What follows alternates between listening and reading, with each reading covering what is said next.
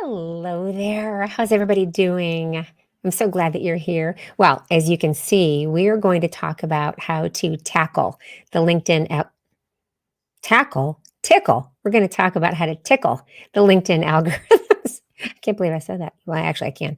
We're going to talk about how to tickle the LinkedIn algorithms so that your content shows up in the news feed. And there are a couple ways to do this and a couple ways probably not to do it.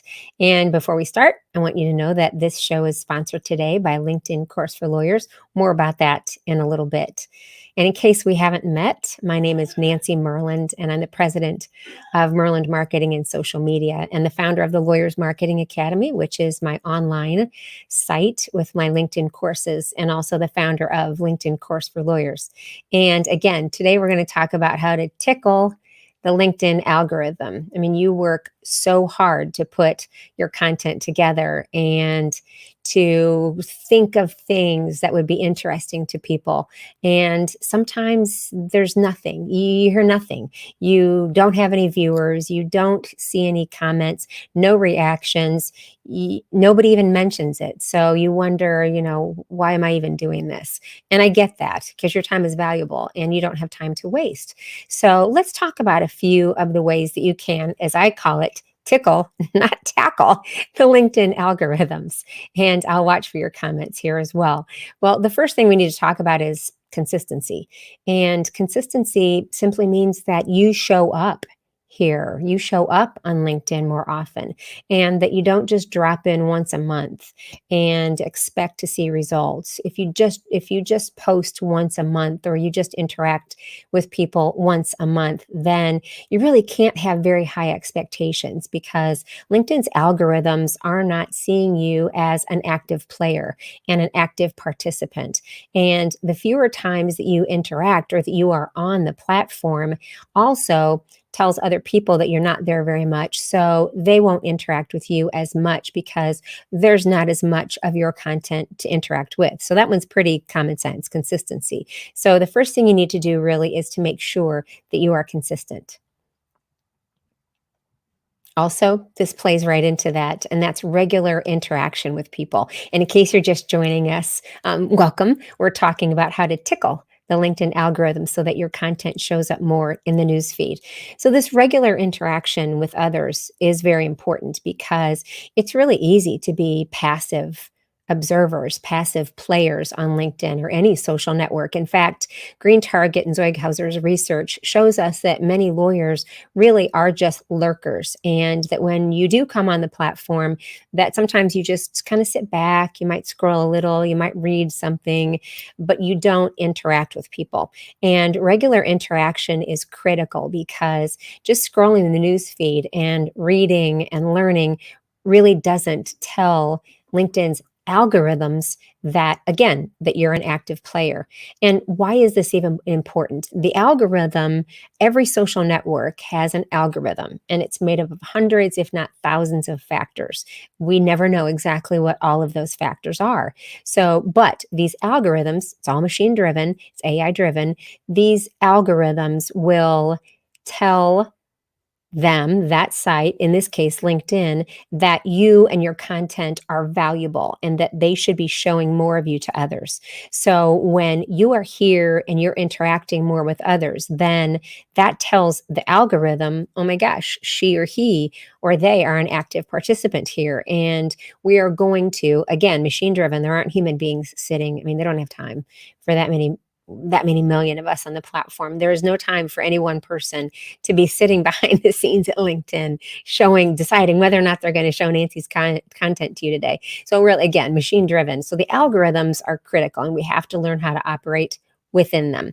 So regular interaction with others tells LinkedIn that you're here, that you care to participate. It tells other people that you care to interact with them and that you care about their content, and that you're not just here for yourself and for sharing your own content, but you're here for, why are we on LinkedIn? We're there to network. It is a professional, it is the business professional networking site in the world as far as I'm concerned. It is the most accepted. The other platforms also have business professional networking, but LinkedIn has always been known as the site, and it's the safe site for lawyers to actually dip their toes into the social media waters and to interact with people. So it's really important that the mindset that you have here is that you're here to interact with other people, or that you're on LinkedIn to interact with other people. Another one is dwell time. And what does that mean? Well, sometime in the last, and I wanted to say last year, but with the pandemic, sometimes when I say last year, it really was in 2019. So it was sometime within the last year or so that the developers at LinkedIn published an article, a blog post talking about dwell time on LinkedIn. And what does that mean? Well, I like to call it linger longer. And that simply means that the algorithms like it when you post content that causes people to spend more time on that content. So let's say that I go live, which obviously I've gone live. For those of you watching, you are spending more time on my news feed, on my activity. And that tells the algorithms, oh, perhaps because people are spending more time on Nancy's content, perhaps we should be showing her content to more people. Same thing goes for your content. When you create and post content that causes people to spend a little bit more time consuming your content, then the algorithms are going to like that. And the algorithms then are going to show you more often to more people that you care about. And so we have many options, and we can't go into all of them today, but depending on what you post, you might have something that's very visual. You might post a video, and sometimes there are also graphics that we can make animation in. My favorite tool obviously is Canva. So you can make moving motion videos that are just graphic. You can also create video. You can post video. You can hold up your phone, or you can sit in front of a webcam and you can create 30 seconds of, what thought leadership, a little bit overused term, but you know what I mean. And you can post that. You can just post it right from your device to LinkedIn. LinkedIn also gives us the option of writing articles on its site. I would say it's like LinkedIn's blogging site that is part of the site. That causes people to, as I say, linger longer on your profile and on your content. LinkedIn likes that. And the other thing is, although discovery on LinkedIn articles, hopefully it's getting better, but it's not as good as it used to be. I don't want to discourage you from posting there because you can take control of marketing of those articles. So it is still a good option if you promise to do the marketing of those articles along with LinkedIn. And then they also give the option in the news feed of uploading documents. I don't know if you knew that, but you can upload a document. What kind of document? You could create a one-page PDF with 5 best practices of something or other in your practice area. And you can upload that, of course, put it on your letterhead, and so that everybody knows, so that the branding is there. You can also put slides up. You have a PowerPoint presentation. You could put some slides up that, again, these types of things cause people to dwell longer on your content. And that, as I say, tickles the algorithms and causes people to stay longer on your content. And hey, Barb. Same thing happens on Facebook as well. Yes, absolutely. It happens. All of this happens on all of the platforms. The algorithms are all very similar on these platforms. And it is important to adhere to all of these principles on every one of the platforms. So thank you for the reminder about that. So again, dwell time is very, very important. We need to create content that causes people to dwell longer, or as I say, linger longer on our content, because the algorithms like that. And then there's commenting and reacting. These are great.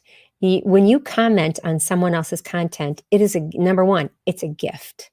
Number two, it is really a good best practice because it shows your interaction with other people's content. It shows that you care, and it shows that you've taken the time to interact with them. So when you comment, and more than just oh, great job, or, at a whatever, then you are giving a thoughtful comment. And maybe it's that, like this morning, I was tagged in a post by my good friend Gina Rubel, and she was a podcast guest and on the Legal Slant, and she mentioned me during that, which was very kind of her. So I took the time. I reacted yesterday when I saw it as my way of acknowledging, but then this morning I listened to it and she said some very nice things. I'm not telling you this to brag. I'm just giving you an example.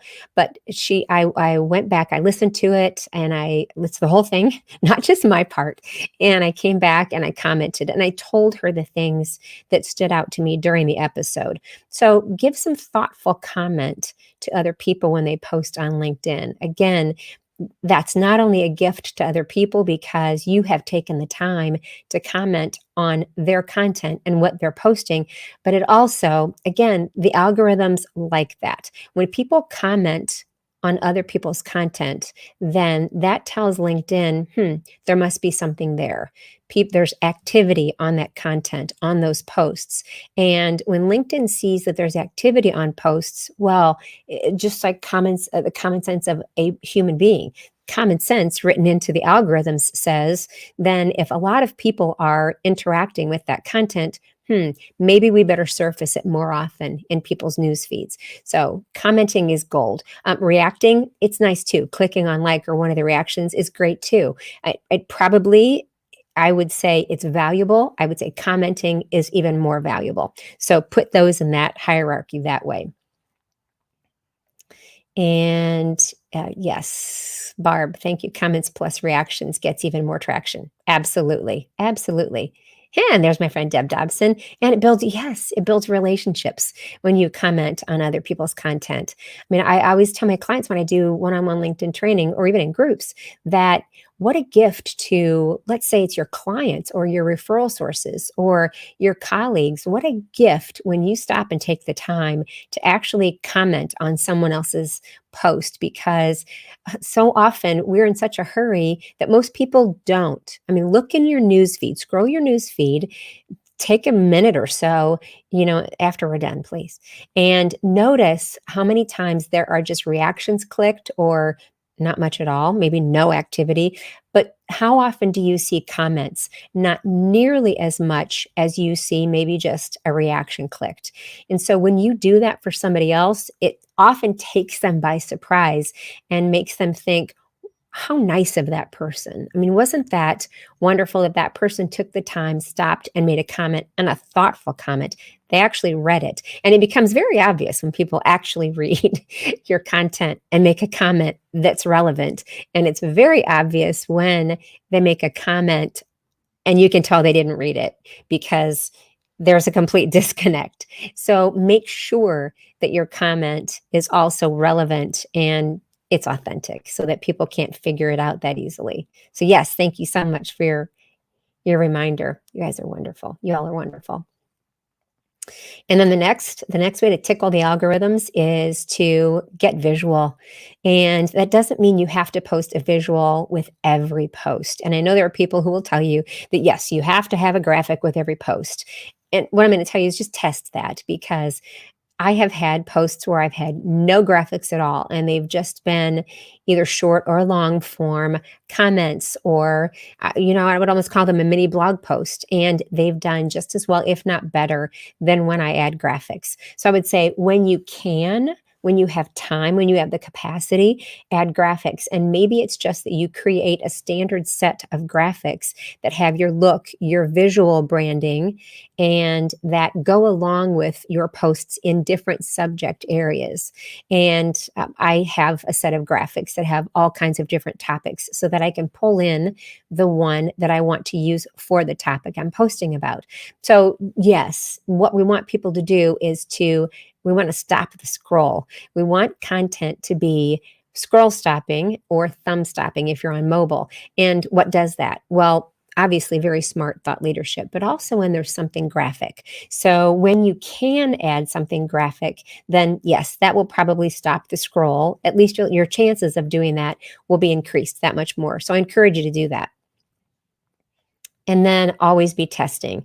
As much as I or any other LinkedIn advisor or social media advisor recommends to you that you should do this and there's only one way to do this, or don't ever do that, or you know what, you don't ever post unless there's a graphic, or don't you ever share because shares are horrible. uh, my encouragement to you is to always be testing. Now, I always test. You might see me, I doubt it because I don't think the algorithms will show a couple things in a row from me that are very similar to you, but I often test some back to back kinds of posting. And I won't mention what those are. I don't want to get in trouble with the LinkedIn gods, but I do it because I test. And I often debunk what maybe I had thought, or maybe what I've read in articles. And I don't do it with the goal of of proving anybody wrong or proving me wrong. I do it because it's my job to help you understand how to be more effective on the platform. And so always be testing, try different formats, try graphics, try no graphics, try short form, try long form comments, and just see what happens for you. And don't just do it once or twice, because I think you're going to need to do this over a month or two, if not longer, to just see what is more fruitful for you and what tickles the algorithms more and helps your content surface more in the LinkedIn newsfeed. And as Barb reminded us, on any of the news feeds. Again, we tickle all the algorithms in the same way. And again, in case you didn't hear at the start, this episode is sponsored by LinkedIn Course for Lawyers, which is my brand new course that I'm getting ready to launch. And oh, here you go. There we go. I have a ticker telling you all about it. So let me take that one away because it's at the bottom. And just so that you know, and I wanted to hold this until the end. Let's see, I think I can put a link. I can put a link in here for you. I'll add a link. It is, and actually the link is in the ticker. If you looked at it, LinkedInCourseForLawyers.com, LinkedInCourseForLawyers.com. And I've wanted to launch online courses for many years, about 10. And so I started the LawyersMarketingAcademy.com a couple years ago, a handful of years ago. And I've been putting free resources in there, some downloads for you that will help teach you some things. And I wanted to launch a LinkedIn course to complement what I do in my consulting business for a long time. So I finally did it. I launched it opened registration on Monday, launching, and it sounds like something that's like launching into the whatever. And so I launched it on Monday, and I will close registration. I said launched again. I will close registration on the 15th, because I will then spend several weeks teaching in very manageable bite-sized pieces, because I know how busy you are. So I will be teaching once a week for 10 weeks, only 8 weeks on, because there are 2 weeks off. You get 2 weeks off from me because of holidays. And again, manageable bite-sized lessons that I will then record. I'll be doing them live, but also record them and put them in your private course portal so that you can go over those whenever you want to. And you'll have access to those so that they can serve as a reminder when you're working on it. So I just wanted to let you know that is open. And the start date for the first lesson, the first live lesson, is on the 20th of April. And then what I'll also do is then on every Friday, except for those 2 weeks that I give you off, I'll also have a brief 30 to 45 minute AIM session, and that stands for Acceleration and Implementation Meeting. So every Friday I will have, and of course this is optional, but I would love for you to be there to answer your questions. And you can ask me any questions about the lesson that I taught earlier in the week. So I'm there for you to help clarify anything that you're curious about. So that's why I say this is sponsored by LinkedIn Course for Lawyers. And let me make sure I don't miss some comments. And yes, Barb, yeah. And what an inexpensive gift that goes a long way. Yes, to leave comments and reactions. It is. It's just taking the time. So thank you very much for that reminder, Barb. It's always nice to see you here. And Cynthia, basic rule is more engagement creates more engagement. Yes, absolutely. Yeah, absolutely. And I don't know if you meant that with the question mark after that, or if it was it was more as a reminder, but yeah, basic rule, best practice. More engagement creates more engagement. And I know it takes time, but do you know how quick it is to type out? Or even you could do a voice record that types, voice to text, and that could type out a comment in 30 to 60 seconds, sometimes not even that much if you're recording it. And yes, it goes, yeah, it encourages engagement. And really, Cynthia, not just because it tickles the algorithms and tells the algorithms that it should show that content more to people, but also because it's just a nice thing to do. And what's going to happen when you comment on someone else's content, then when you post something, what's going to happen? Well, they appreciate you and the fact that you took so much time that they then want to reciprocate more often. And that's just good all around. That's just a great practice. So, yes, absolutely. It is a basic rule. More engagement creates more engagement. Absolutely. You bet. And if you have any questions then about this, then this is how to contact me, Nancy at merlandmarketing.com. And there are my URLs, merlandmarketing.com and LinkedIn-course-for-lawyers.com. And again, we've been talking today about how to tickle the LinkedIn algorithm so that your content rises more to the top. If you have any questions at all, please don't hesitate to reach out to me. And I would love to have you in as a founding member in LinkedIn Course for Lawyers. I really hope that you'll join me as a founding member. All right, let me know if you have any questions about it after you read the page at LinkedIn-course-for-lawyers.com. Lots of detail there. Should answer all your questions, but just let me know if you have any questions for me, or if you have any groups or practice teams or summer associates as a group that you would like to have to enroll, then I can make that easier for you. There's a couple of things we can do behind the scenes if you don't want to have to register all those people separately. All right. Again, thanks so much. And if you have any additional thoughts, please don't hesitate to leave them in the comments or let me know if you're watching this on the replay. All right. Thanks, everybody. Again, I'm Nancy Merland with Merland Marketing and Social Media. Thank you so much for being here. Take care.